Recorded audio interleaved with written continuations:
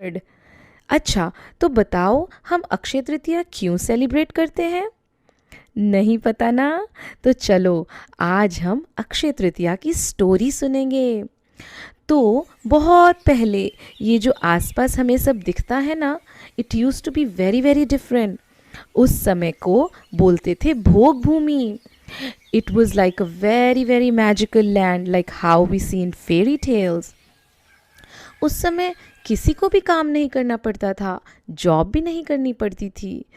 तो फिर उनको खाना, कपड़े ये सब कैसे मिलता था? तो उनको ये सब मिलता था कल्प वृक्षों से, मतलब विश फुलफिलिंग ट्रीज से। तो भोग भूमि पे रहने वाले लोगों को इन ट्रीज से खाने पीने की चीज़ें, सुंदर सुंदर कपड़े, ज्वेलरी सब मिल जाया करती थी। फिर धीरे धीरे धीरे भोग भूमि चेंज हो गई कर्म भूमि में। कर्म भूमि का मतलब where one has to work for living. अच्छा, ये बताओ हम कौन सी भूमि में रहते हैं, कर्म भूमि या भोग भूमि?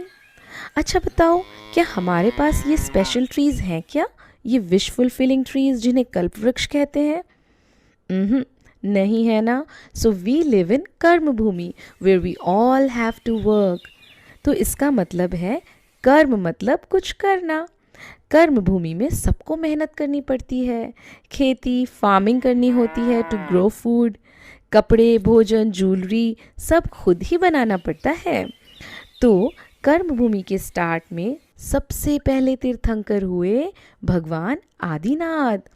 आदिनाथ भगवान अपनी सोल को, अपनी आत्मा को प्योर करने के लिए क्या बन गए? वो बन गए मुनि महाराज, जैन साधु या जैन सेंट बन गए। तो आदिनाथ भगवान कर्म भूमि के सबसे पहले साधु हुए। जैसे ही उन्होंने दीक्षा ली, दीक्षा मतलब, दीक्षा मतलब होता है साधु बन जाना, मुनि महाराज बन जाना, सब वर्ल्ड की चीज़ों को छोड़कर बस अपनी सोल के साथ रहना। तो जैसे ही आदिनाथ भगवान मुनि महाराज बने, उन्होंने 6 मंथ्स तक का फास्टिंग का नियम ले लिया। तो 6 मंथ्स के बाद जब उनकी मेडिटेशन, उनका ध्यान पूरा हुआ, तो वो अब आहार लेने के लिए चल पड़े। आपने कभी किसी मुनि महाराज को आहार के लिए निकलते हुए देखा है क्या बच्चों? तो उस समय लोग मुनियों को आहार देना नहीं जानते थे। किसी को भी समझ नहीं आ रहा था कि मुनि महाराज को फूड, भोजन कैसे देना है। कोई तो उनके पास जाके नमोस्तु करते और उनके पीछे पीछे चलने लग जाते, मगर समझ ही नहीं पा रहे थे कि कैसे आहार कराएं।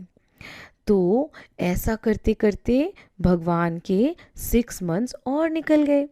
उन्हें तो आहार ही नहीं मिला, क्योंकि उनको आहार देने की विधि या उसका पूरा प्रोसेस किसी को भी पता नहीं था। अब तो भगवान को आहार लिए, फूड लिए हुए पूरा 1 ईयर, 1 साल हो गया था।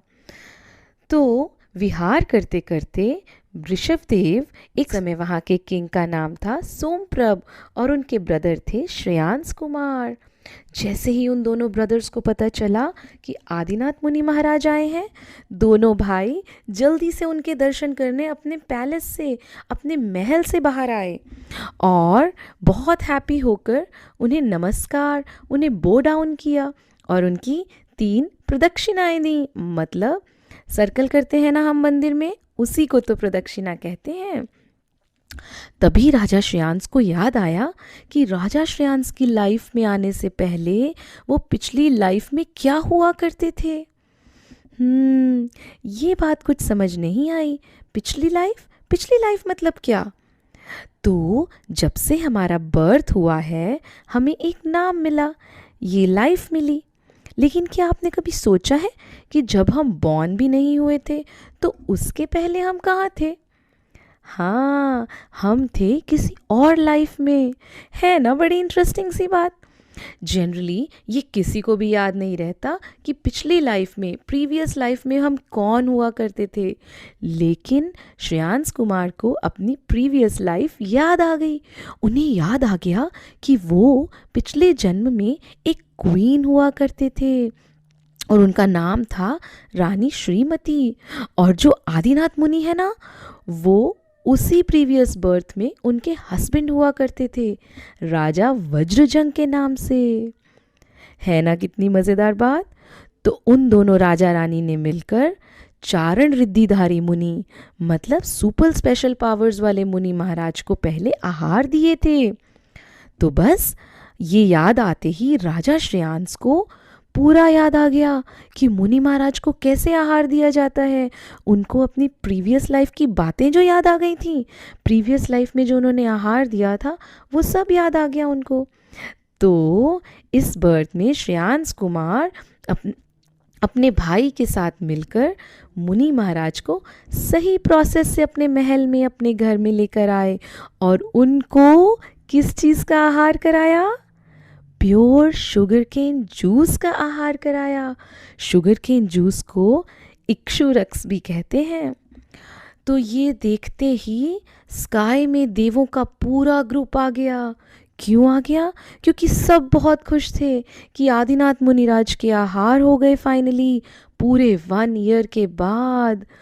तो देवों ने खुश होकर उस समय प्रेशियस जेम्स की बारिश की, फ्लावर्स की बारिश की, बहुत अच्छी अच्छी फ्रेग्रेंस वाली हवा चलने लगी, बहुत अच्छा अच्छा म्यूज़िक बजने लगा और जय हो जय हो जय हो से पूरा स्काई भर गया। दोनों भाइयों को बहुत अच्छा लगा। तब से लेकर आज तक भी वह दिन अक्षय तृतीया के नाम से फेमस है। क्यों हुआ फेमस? क्योंकि इसी फॉर्चुनेट डे से श्रेयांस कुमार से मुनि महाराज को आहार देने का, फूड देने का ट्रेडिशन शुरू हुआ। चलो अब अपन सभी प्रॉमिस करते हैं कि हम भी एक दिन मुनि महाराज को आहार ज़रूर देंगे और बनेंगे श्रेयांस कुमार जैसे लकी। बनेंगे ना? जय जिनेंद्र।